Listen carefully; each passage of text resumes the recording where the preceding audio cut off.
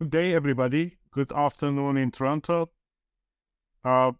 We are today in the third webinar of the RSPile Webinar series. This is part 3, analysis of pile groups. And I'm your presenter, Ahmed Mufty. We are Rock Science. I think everybody knows Rock Science. And we're glad to see you here again in the third part. Rock Science is a world leader in developing innovative 2D and 3D software for civil engineering, mining engineering, and geotechnical engineering. For 25 years, we've built geotechnical tools used now by over 10,000 users around the world. We are dedicated to delivering industry-leading software programs, exceptional customer service, and unparalleled technical expertise that engineers can rely on. This webinar series is made of 4 parts. We have cast the first part in 22nd of February. Part 2 was presented in March 30, and it was about application of axial and lateral pile analysis. But that part was about single piles, individually acting piles. Today, part 3 is analysis of pile groups. Today is April 19, and we have another part, which is part 4, structural design and capacity ratio, that will be presented and cast on May 17th. Please be aware and be there to complete the 4 parts of the webinar series. As I said, my name is Ahmed Mufty. I'm a presenter. I hold a PhD in geotechnical engineering and a professional engineering license. And I'm a member of the International Society of Soil Mechanics and Geotechnical Engineering. I'm a geomechanics specialist in rock science in Toronto, Canada. So we talked about the parts of RSPile before, and we will pass through them very fast. So what does the software do? It has 3 major modes that are the capacity of individual piles, single or multiple pile analysis, and pile groups. Today we will talk about this part, pile groups. We have also a separate mode, which is for structural design of reinforced concrete piles, that will be presented in the next webinar. We talked before about the individual pile capacity mode, how it is made of, consisting of driven piles, board piles, and also a pile capacity table generator. We talked about single pile analysis in webinar 2. That includes behavior under loads, pushover analysis, length analysis, behavior under soil displacement, especially under slope stability conditions. We also have in single pile analysis the TZPY curves deduced for the soil layers, and also we provide the pile stiffness for the structural engineers. Today we're going to talk about the analysis of pile groups. So this mode consists of a design of a cap, which is usually considered as rigid cap. So we define its shape and elevation and its thickness. And we will define the piles under this cap, their patterns, so XY coordinates, their orientation and elevation, and their connectivity to the pile cap, and their group effects. We will talk also about how the loading will be applied to these pile caps. So there are the general loads that you can apply, then how to use the group effects for these loads.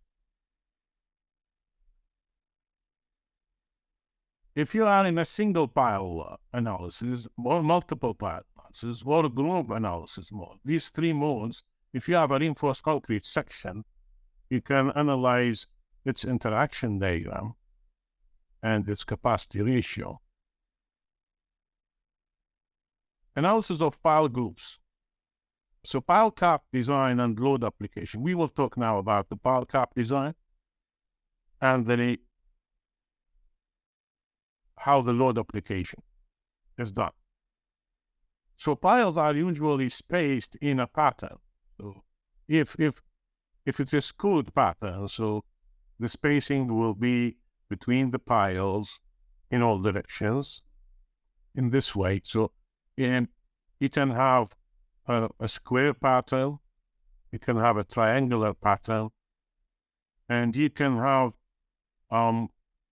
other types of patterns that all should be taken, the spacing should be taking the spacing into account. And this is how it looks in RSPile, for example.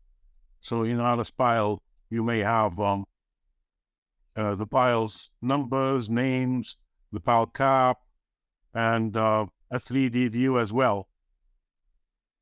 Loads on caps, on pile caps, are usually summed or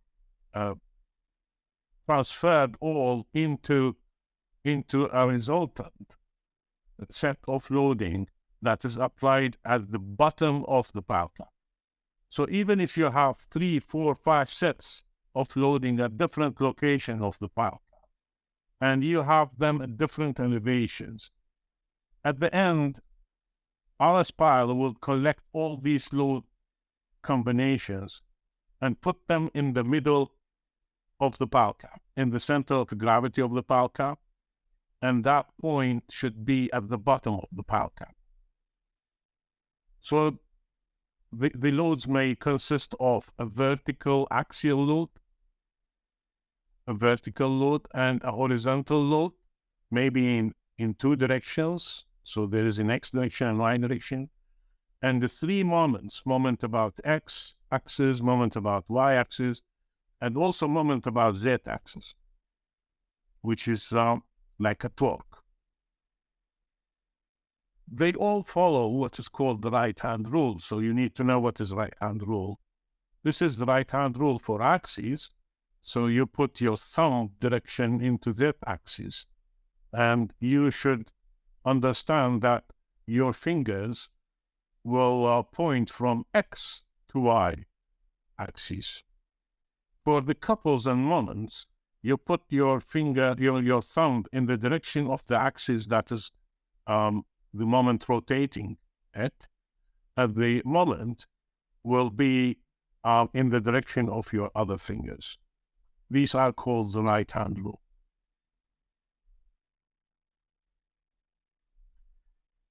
Distribution of loads on pile caps, rigid caps. Why we talk about rigid caps? Because RSPile, for now, solves for rigid caps. If you have a flexible raft, you need to go to another sophisticated finite element program, like you should go to RS3 or RS2 in rock science products. But for RSPile, you should have a rigid cap. The vertical load distribution depends on that the piles have either, if they have the same diameter and same stiffness, we have a traditional method to distribute the vertical loads on these piles. If you have different stiffnesses, then you should replace the piles with springs, like what RSPile does. So this is the general equation that we know for finding the forces on each pile. So we divide the total load on the group by the number of piles. Then we take the effect of the moment, and it's the pile distance from the origin. So the pile moment of inertia is I, and of course, because we transfer that moment of inertia to the centroid, so it will be A times the distance squared. So if all the piles have the same stiffness and have the same area, this equation will be reduced to the very famous equation that we use usually in traditional analysis. Group action. What is a group action? So groups of piles may have larger settlement because they act together. So we are now we're not in an individual pile analysis mode. So these piles will act together, and that's why the stress bulb under these piles will occupy a larger depth of the soil, leading to a greater settlement. We need to differentiate also in RSPile between the group action and what we call it pile patterns, because in pile patterns also you can find in the buttons and the tabs, you can find the word grouping, ungrouping, categorizing. So we should understand that that is only for geometry and details, but group action is only in pile groups. The piles will act as a block foundation in addition to their own individual behavior. And as the piles get closer to each other, interaction between the piles makes the piles act together rather than acting individually. There is a recommended spacing between the piles to get rid of the vertical effect of the group. So group effect will be minimized if you use these spacings. For friction piles, you use 3 diameters or the perimeter if not circular piles. This recommendation is from British Standard A004 2015. And for end-bearing piles, so where end-bearing controls, the spacing can be even less. So you can go to 2 diameters or 2/3 of the perimeter for non-circular piles. Group effects in lateral analysis.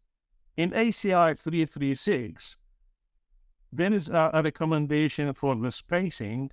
Here you can see the spacing as a factor multiplied, a multiplier of multiple of diameters. So if you have 8 diameters, then there will be no group effect on the lateral analysis. If you have 6 diameters, each pile in the trailing rows will get 0.7 of what the first row gets. Let's emphasize this one. So if you have 1, 2, 3 here, these are the leading piles. Why they are leading the pile? Because the leading piles are the ones who are facing the soil that is resisting the direction of the applied lateral load. These other the rows, which are consisting from piles 4 to 9, these are called trailing rows. So trailing rows will get less horizontal force than the the piles facing the soil or the leading piles. This is a small example for this one. You can check what's happening. So if you have 6 diameters, the spacing for 9 piles, you can get the factor is 0.7. So 0.7 H for each of these and H for each of these.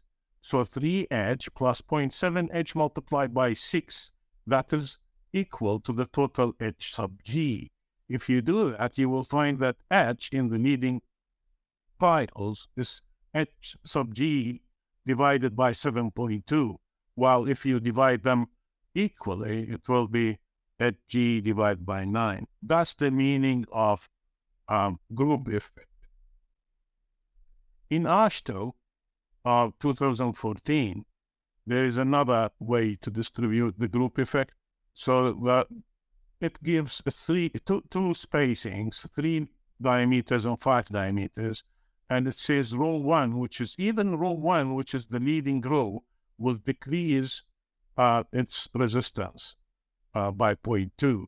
and you can interpolate between these. So row 1 is different than row 2 and different than all other rows in sequence. You can see the spacing should be taken as the spacing in the direction of the load applied, not this one, this one. What happens when there is a group effect? Because of the interaction between the piles, the PY curve shrinks a little bit, reduced. Why? Because single pile acts better than having piles in group in lateral direction. So the PY curve for the lateral direction is the PY curve for the single pile multiplied by a group effect factor. The group effect factor, there is an automatic option. Instead of using the other tables that I have just showed you, there's an automatic option in RSPile, which is depending on these equations. So it calculates the effect of each pile on the other one and solves the effects to get the group effect of each pile. So if you have a pattern, a rectangular pattern of pile, these are the equations you use, or the RSPile uses. And if you have a skewed distribution, this is the equation used in RSPile. So you can, of course, in RSPile, you can have it manually or automatically. Let's have a look to what we can explain here, how to add the loads, how to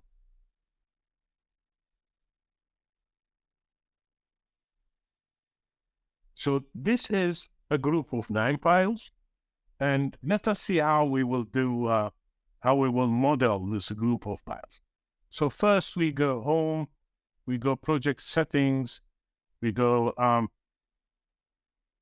in general, we define, of course, our units, and we should define pile analysis and not capacity calculation. When you define pile analysis, you should go to pile analysis type and choose group pile analysis.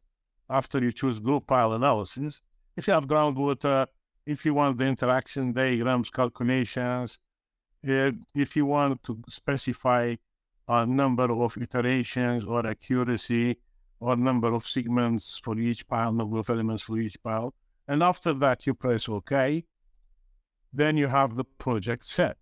Now you go to soils, define the soils. Here I define the soil as elastic so that we don't have any issue. We have explained these in the previous webinars. You can go back and see them. For the piles, you will see the single pile definitions and buttons are disappeared. They disappeared, while group buttons are here, lightened, so we can press add. And for adding a pile group, we need to define the shape. So you can define a shape of a rectangular pile, a circular pile, or a custom shape. You should give its coordinates. I'll show you that in a minute. Then here we have a rectangular shaped cap, 6 by 6, and we go to loading. The loading is applied at the anywhere. You can have multiple combinations of loads, and each load you should go and define its location. The 0, 0 is the center of the pile group, and the Z is the depth from the bottom of the pile group. So if it's like 2 meters above the bottom of the pile group, the pile cap, then you put +2. If it is lower, like 2 meters, you will put -2. After you define the coordinates, so let's say 0, 0, 0, you go and define the loads. And you can also add load cases with their factors. So if you want an LRFD load of dead load and its factor, whether it's built or you give another case, you can put another case.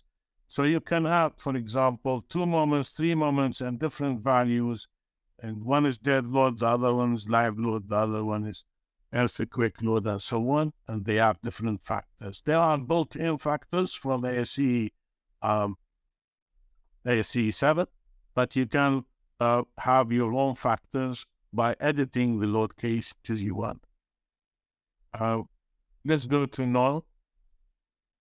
So we have a moment on this pile group, and when you have a moment, you expect some of the piles will get compression and the piles on the other side will get tension. And the moment is applied here around the x-axis.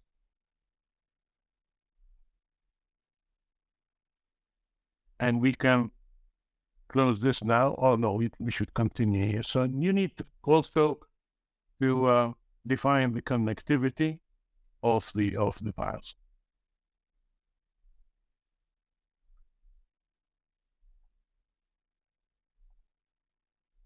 There's a pattern for piles you need to define as well. After the shape, you need to define the piles pattern. So if you have the pattern defined before, you just click and choose it. If not, you define it here. You give the name you want to the pile type, because the pile type is the one defined previously. Because you have, if you have seen webinar 2, you understand what pile type is. I will just show where this is coming from. So when you go here, you can see we have many pile types. So the pile type 1 is made of sections, like section 1, section 2, and each section has its own depth. Then you can have also the orientation of this pile, inclination of this pile, then the length of the pile, or you can define by length, you can define by top and bottom. Length of each segment. So if you have another segment, you just add another section. And next, the pile type color you choose. You can see by elevation, you can see by length, and pile type name. After this, you can choose the pile type you want here. Then, after this pile type is known, you can define your spacing and number of piles in each direction. Now it's all set. After it's set, we need to go to loading, as we said. Then we go to connectivity. Connectivity defines how the piles are connected to the pile cap. So we have fixed, we have pinned, and we have restrained piles. The restrained piles have a stiffness at its head. So if you have fixed, you can change any pile you want specifically to pin. And in the advanced tab, you have 3 things you may change. The specific pile type for a certain pile. For example, I want to change only this pile to a pile type 2. It's possible. So we have different piles within the same group.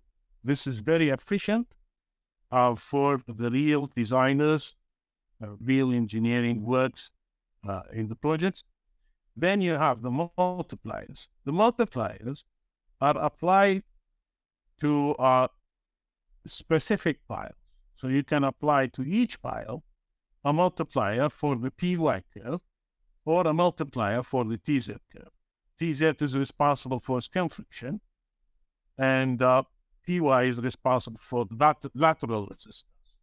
So you can also apply to QZ curve.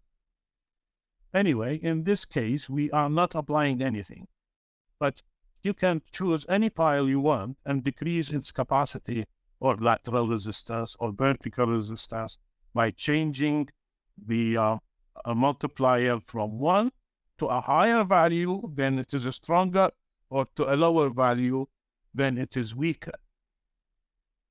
The same thing you can apply to the all piles in group effect. So you can go to group effect and you have lateral effect that is either manual or automatic. If you choose manual, then you need to apply the lateral coefficients for it. Because these are 9 piles, and the spacing we have seen in the pattern, the spacing is 1.8 meters. And if you go to the pile section, you will see the diameter is 0.6. So 1.8 divided by 0.6, we have the 3. The ratio is a 3. And if you go to that table I showed you for the ACI 336, for 3 times the spacing, you have the factor 0.25. That's why you see I put here in the power cap design, in the advanced tab, in the group effects, I put 0.25 for every trailing pile, and I put 1 for the leading piles. You can see them; they are getting lightened with more reddish color while I'm moving on them.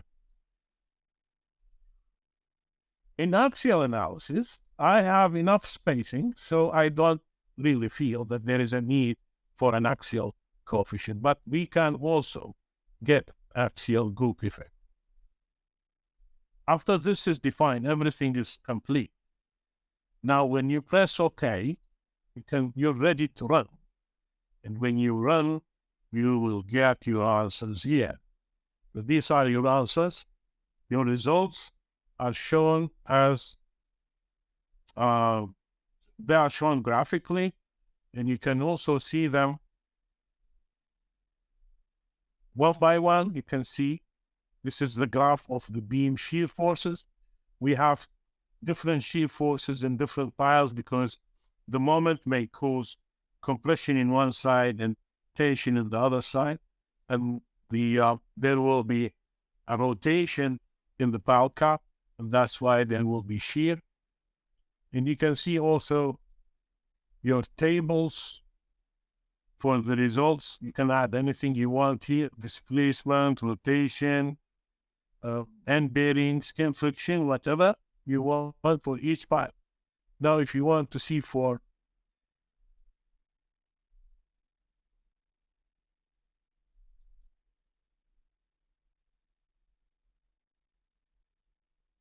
you can send your results to Excel sheets, and you will find out all your results tabulated there.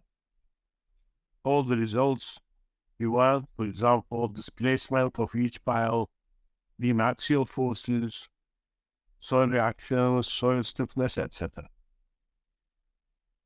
And you can see also that for the axial force, I can add axial force here. Let's say in the state of rotation, I can put axial force.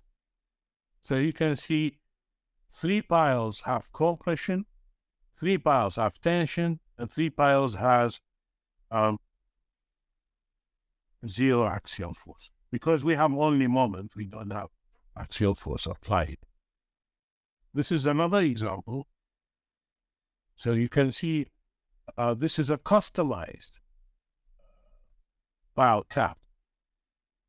So you have, instead of using a rectangular or circular, we can use a customized one, custom.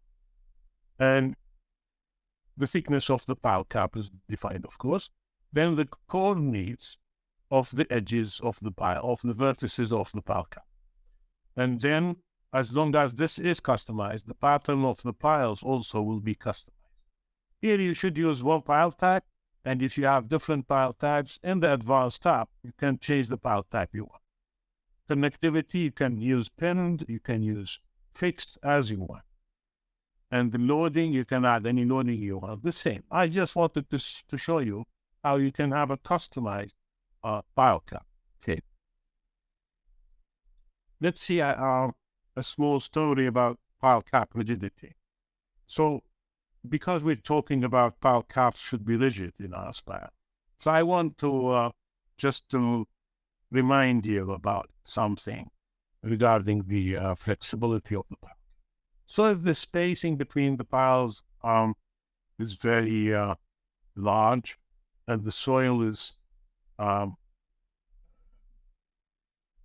stiffness compared to the pile cap stiffness is high, then the pile cap itself has lower stiffness, so it may bend and become more flexible. But if the pile cap thickness is high and the piles are closer and the soil stiffness is weaker, pile stiffnesses are in good shape, they are good, you will have the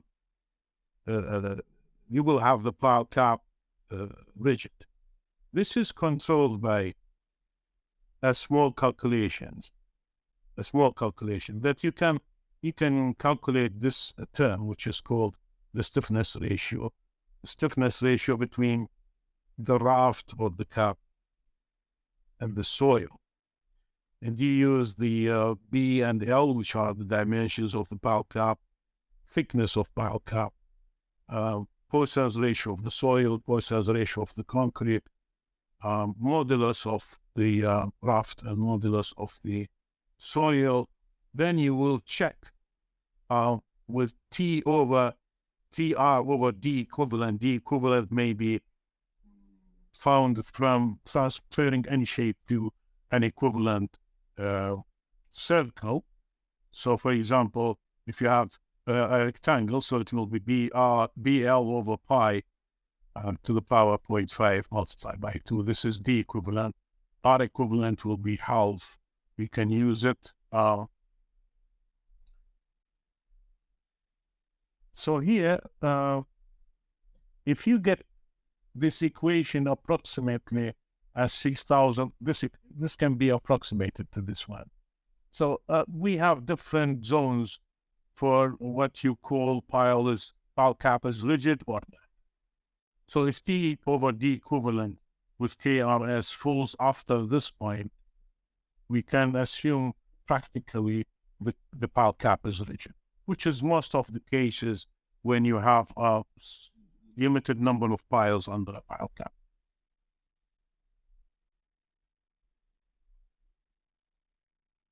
Pile group capacity and group settlement. So pile group capacity, if the piles are spaced, now we're talking about vertical. We talked about lateral group effect. Now we're talking about vertical group action. So if the piles are spaced enough, large enough, then the summation of individual pile capacities will be the group capacity, or the full bearing capacity of the block foundation. So you have a block foundation like this, with the perimeter equals to the surrounding piles, to the outer piles. Then the carrying capacity, the bearing capacity will be like a shallow foundation. Then you have the carrying capacity of an equivalent pile enclosing all piles. So you can assume this block as a big pier, a large pier, and you get its capacity as you are getting a single pile capacity. The idea is the carrying capacity of a pile group is the minimum of these three. If the spacing is not large enough, then you need to use a pile group efficiency while you are summing the capacity of single piles. So as we have seen in RSPile, there is a vertical group effect factors that you can add manually. So if your spacing is not large enough, you need to add some factors here. So you can calculate this efficiency, this from Converse-Lambaré formula. This is a known formula for most of the piling engineers. Or you can decide your own. There are many methods you can use. Anyway, it's very complicated because, for example, intermediate to close spacing increases group efficiency in sand for driven piles. In end bearing, may also may have less. The group may have less effect on end bearing than full scale friction. So if you don't change the group effect in the vertical direction in RSPile, whether you analyze a single pile with 100 kilonewtons downward load, or you analyze 9 piles with 900 kilonewton load downwards, you will get the same settlement. I hope this will be very clear for everybody. You need to change the group effect if you want a group effect. Manually, you should also calculate the bearing capacity of the block and check with the bearing capacity of the group in RSPile. Because when you run RSPile, you can increase the load until you get divergence. When you get divergence, that means you reach the maximum capacity of the group. In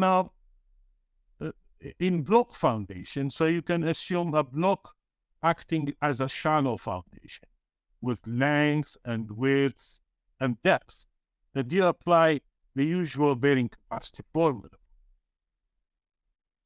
What about settlement? Settlement in a group is higher than settlement in a single pile. As I said, if you don't use efficiency, if you don't use group effect, you will get the same settlement whether you have single pile or pile cap. You need to apply group effect. Anyway, you can apply also the group effect for settlement from this kind of graph. This is for basic, but there are many methods other than this one. You can choose whatever you want from the literature. To calculate the settlement of the pile group, you need to get the effect of the settlement of the block. And that one you cannot calculate in RSPile. You need another program from Rock Science, which is called Settle3. You distribute the loads and you find out where is this dimension, where is the application of the load of the group to get the settlement of the group. So then, for example, if you have a friction piles, you may distribute the load at 2/3 of the depth of the pile, and you take the width of the block with using a 1:4 spreading inclination.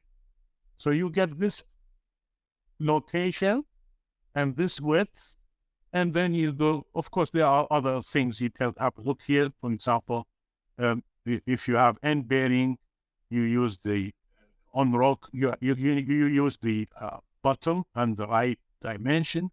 If you have a very soft layer, then the hard layer, you start calculating the 1/4 distribution and the 2/3 of the depth from the start of that layer. So you get this location and you get this width, and you go to settle. Settle3 is another program that you can put the block. See the block here? You can put the block anywhere you want, and you can get the settlement of it. This settlement is different than the settlement of individual piles or settlement that you get in pile groups, because settlement of pile groups depends on the springs of the soil, which is usually QZ or TZ with some multipliers.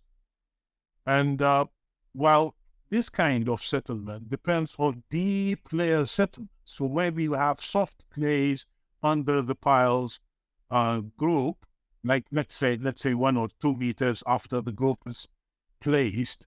So you have a long way down with a soft clay. So you need consolidation settlement, for example, secondary compression settlement, for example. These things cannot be done in RSPile and in any other group pile programs, but you can do it in settlement programs such as Settle3. We have a great example here that I want to show you,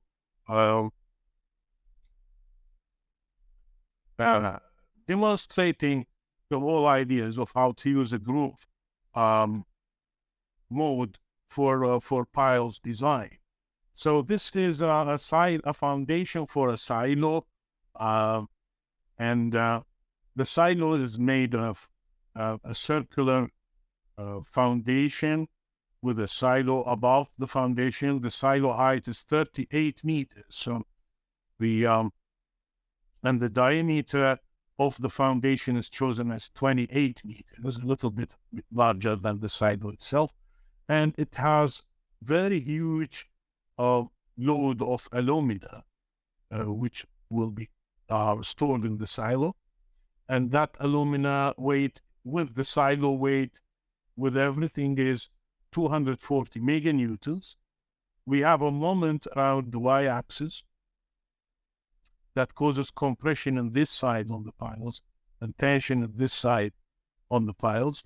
That is 1,100 meganewtons. Then we have a shear force due to wind, due to earthquake, whatever, of 24 meganewtons. With these loads, I expect large number of piles to be under the pile group of the pile cap. The soil is made of 3 meters of very dense sand with SPT N values of 100, which gives an FS ultimate of 244. If you ask me, how did you get this figure? It's very easy. You take this N value and you go to the first mode of RSPile that we talked about before, which was in webinar number 1. Then you apply sand and put the SPT method for board piles, SPT method for board piles, and you will get the 244. That's FS ultimate.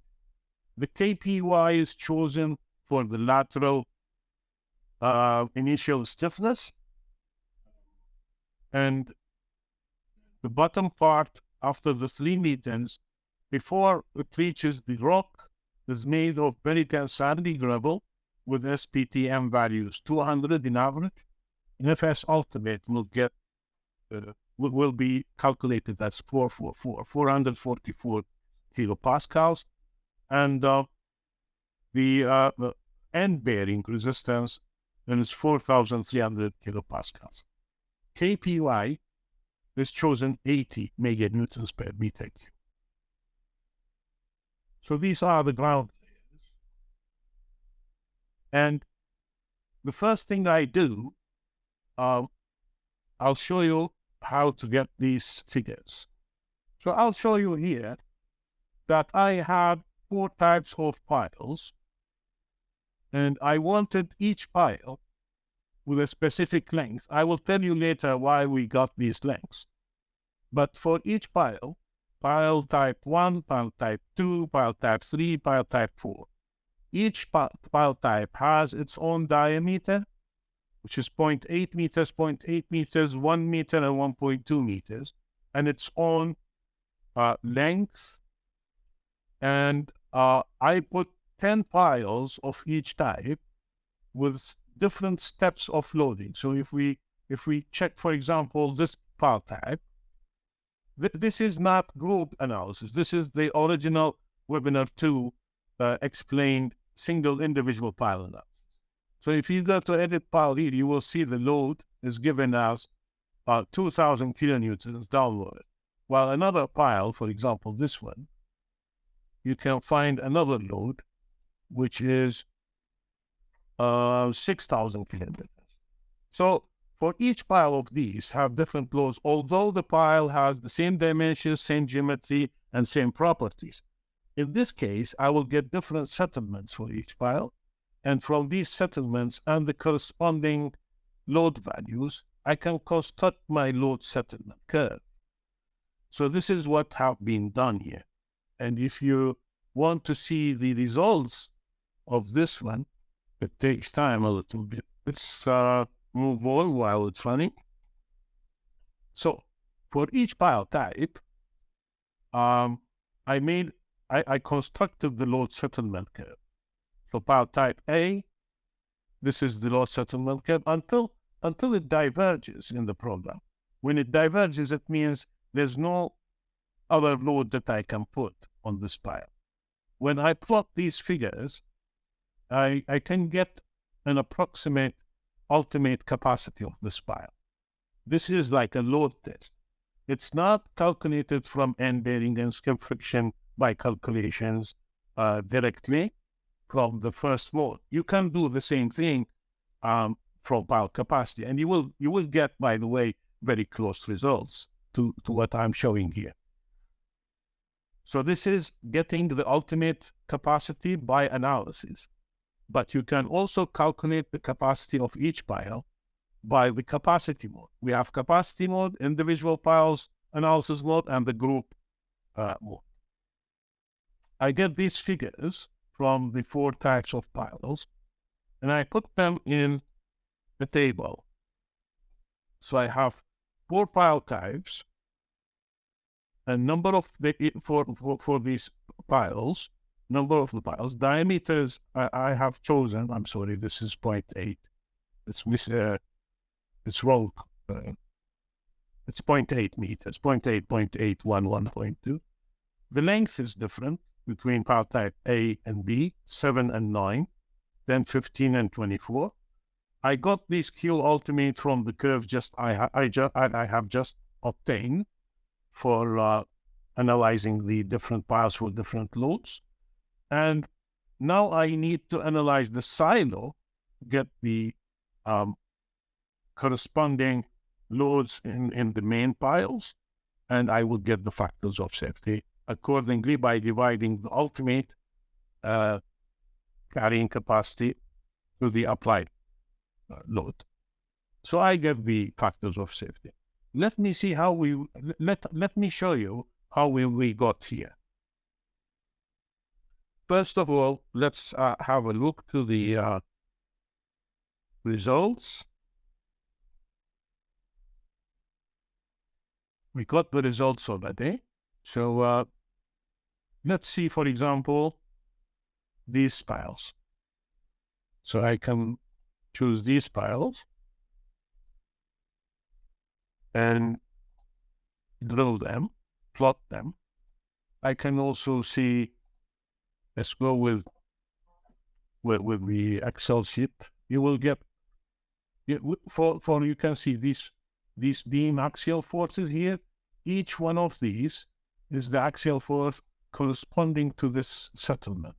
So you can plot the pile head loads with pile head settlements, and you will get the graph that I have showed you.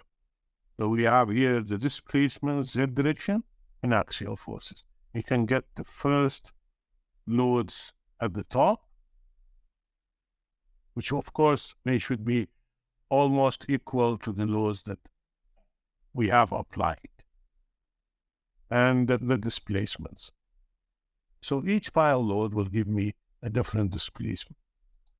What I will do now, before this is just a preparation for the end, or the end of the design.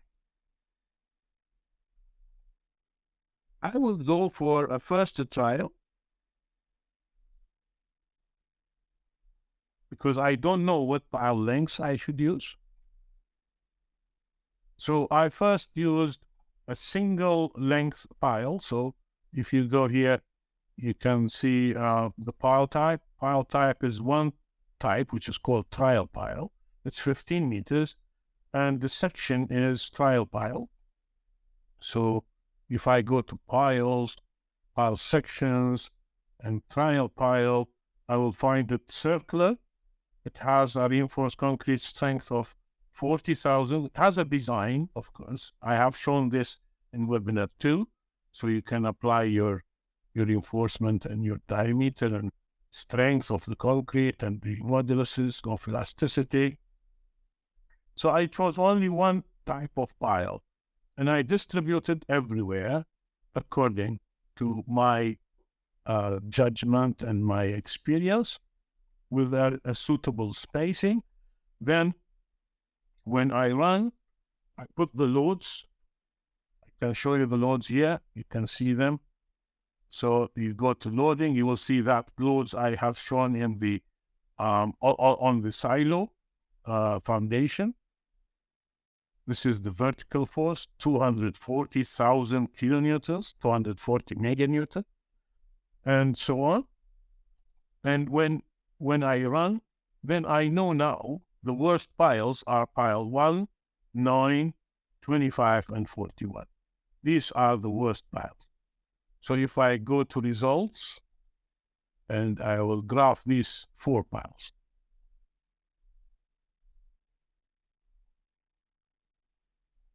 I will see, you can see here beam axial force. I have almost 9,000, 7,500, 6,000 something. And of course, I get these results from the tables or Excel sheets. And I know now, although I chose one type of file, one diameter and one length, I have 4 different loads. So I decided to change the diameter and length based on these loads. So I made that analysis of the load settlement curves, and I found the suitable piles that fits with almost with these loads with some factor of safety. I hope you're understanding me.